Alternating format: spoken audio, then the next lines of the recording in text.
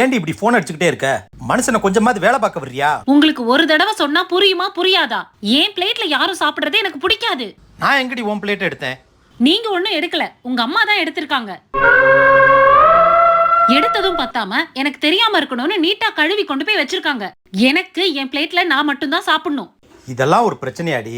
உங்க அம்மாவா இருந்தா அட்ஜஸ்ட் பண்ணிக்கிற மாட்டியா? இரு மா, எதுக்குமா அவ பிளேட் எடுத்த?